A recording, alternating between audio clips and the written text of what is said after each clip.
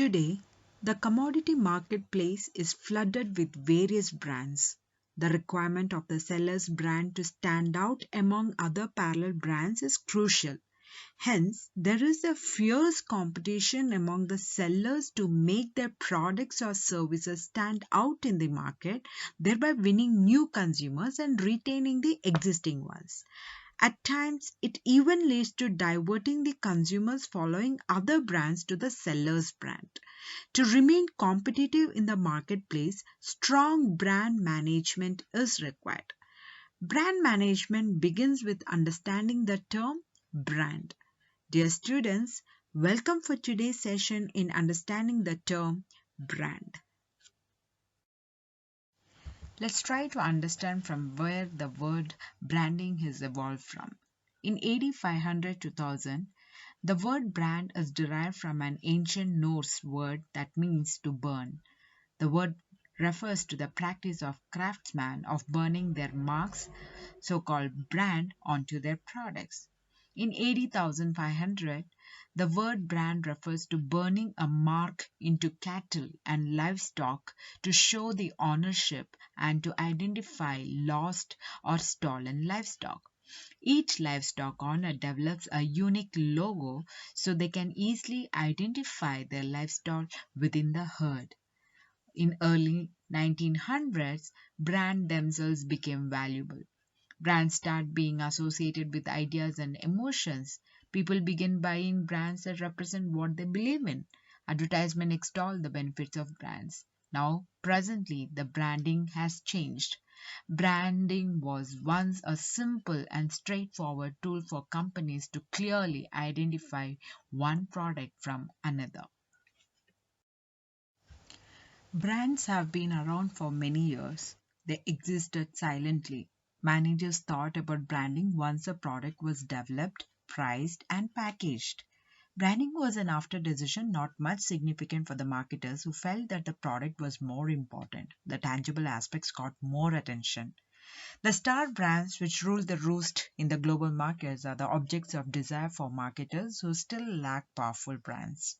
So, brands and logos are now used by people as ways of telling the world who they are, what they are, and who they wish they are. The irony is that while brands and logos were created and used to differentiate two similar things from each other, now they are used to relate two seemingly unique things to each other.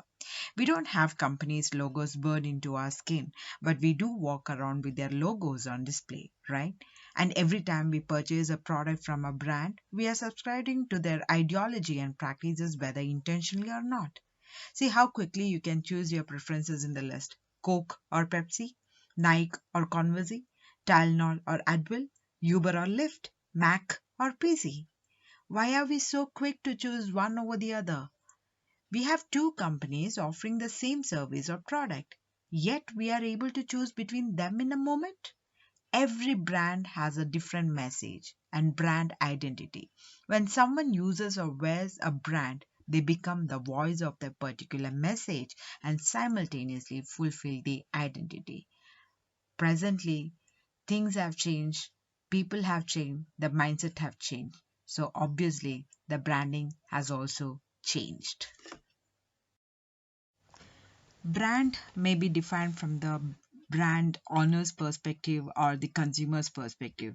There are various popular definitions of brand where I have chosen one popular definition from American Marketing Association, which is known as AMA, and they have defined brand as a name, term, sign, symbol, or design, or a combination of them intended to identify the goods and services of one seller or group of sellers and to differentiate them from those of competition.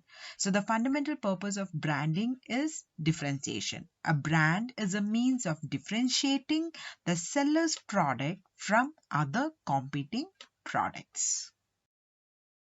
Brand has two different characteristics. The first one is tangible in nature, tangible characteristics, which includes the price, physical products, packaging, labeling, etc.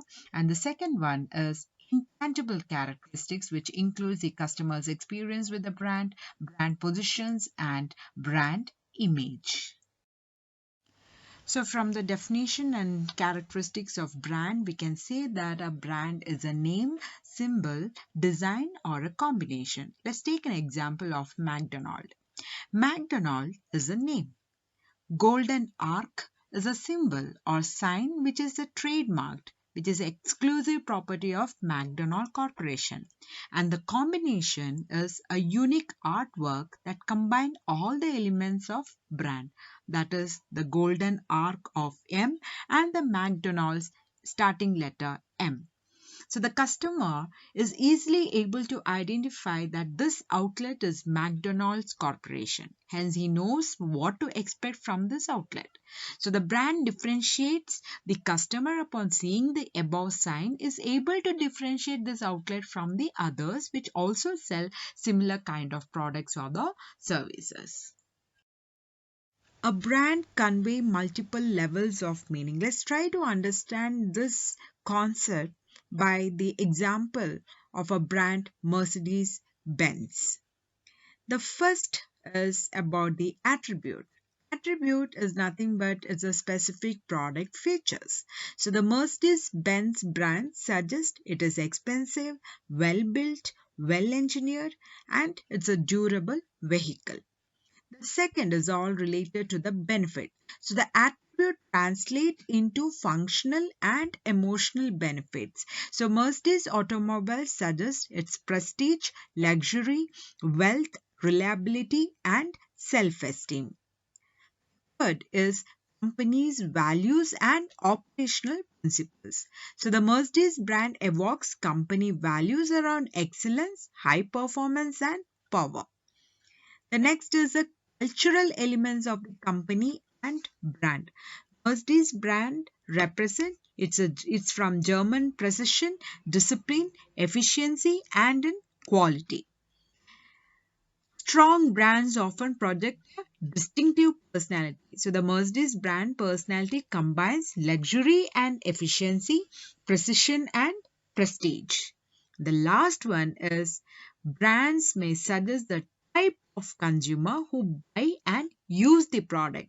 So here Mercedes drivers might be perceived and classified differently than, for example, the drivers of Corvettes or BMWs. There are 8 essential elements of a brand. The first one is brand name. This is what people get to see everywhere. It must be as simple and memorable as possible, meaningful, easy to pronounce, and unique. So examples here is Google, Nike, Facebook, Audi, McDonald's, Coca-Cola, YouTube, Unilever, Adidas, Pinterest, eBay, Pepsi. All these have certain meaning, certain easy to pronounce, memorable as possible, but there is something unique when it has been compared to their competitors. The second one is logo. It can be anything from a piece of text to the abstract design. It may be entirely unrelated to the corporate activities. It must be relevant to the product or service, iconic and attractive. The third one is tone. This is what the seller communicates with the consumer. It can be professional, friendly, or formal. It builds consumers' perception about the brand. The fourth one is the jingle. It must be pleasant to hear and hum, relevant to the product, easy to remember, and easy to understand over a large age group to connect the consumer with the brand.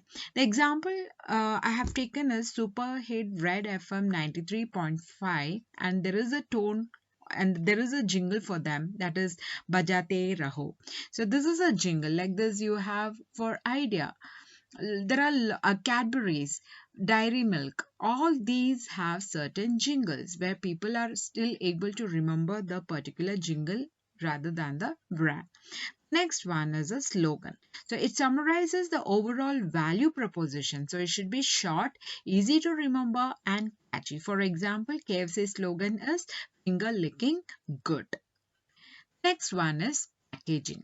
It needs to be catchy and advertising drawing people to see the product inside. Also, it needs to be compact but yet attractive. The next one is URL, which is known as Universal Resource Locator. So it forms the domain name of the internet. A seller can register all prospective variations of brand name URLs or can buy the existing URL of a business.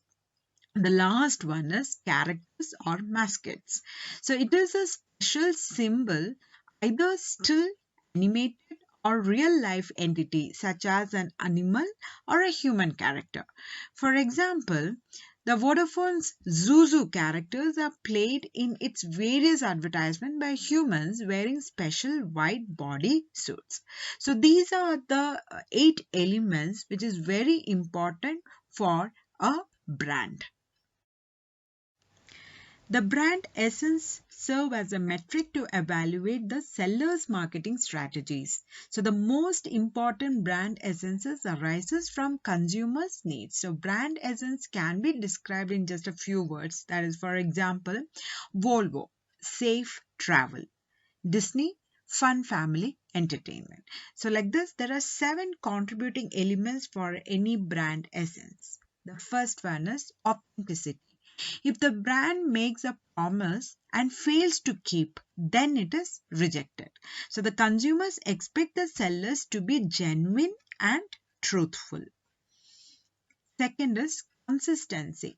The essence of a brand is lost if it is not consistent in providing what it promised to the consumer. Also, a brand should use its logo consistently over the time. Third is durability. The brand essence remains same over time. Even if packaging and logos keep changing, the essence does not change at all. Next is experience. It is a consumer's experience with the brand. Uniqueness. It is how different a brand is from its competitors.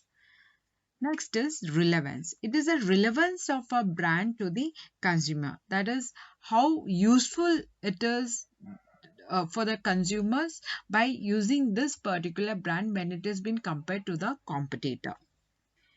Next is a single-mindedness. It is sticking to only one thing about the brand which keeps the brand very much focused from the customer side.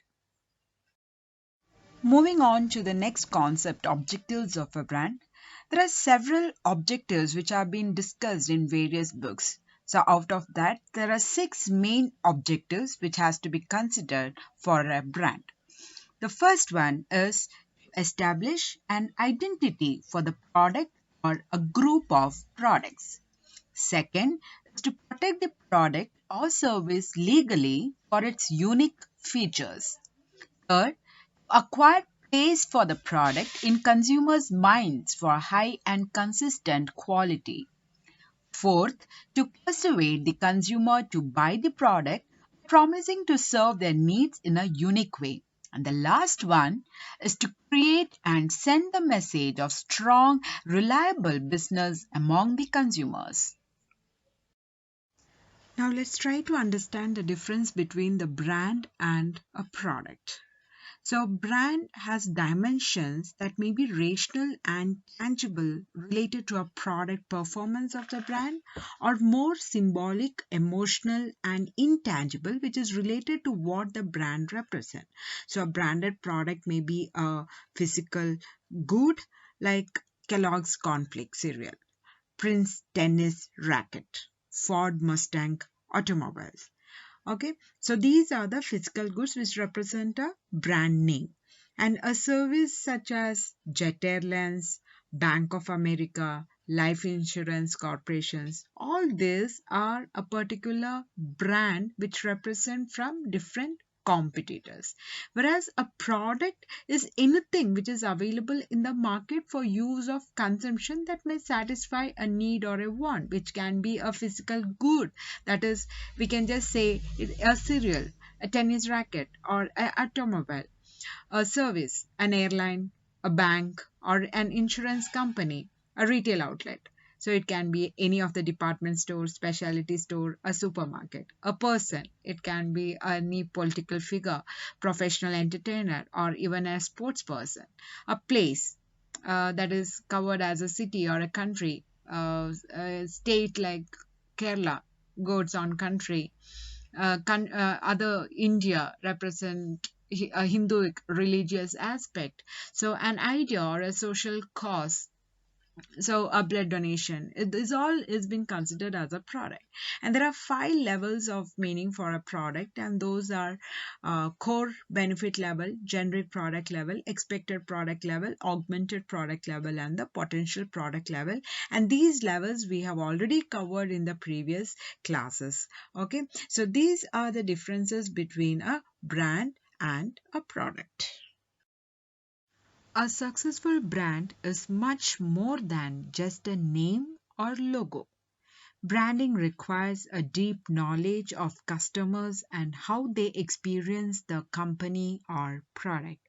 So, effective brand building can create and sustain a strong, positive, and lasting impression that is difficult to displace. Effective branding encompasses everything that shapes the perception of a company or product in the minds of customers. Hence, brands create market perceptions, brands create an experience. I hope the concept of brand is clear. Thank you. Have a nice day.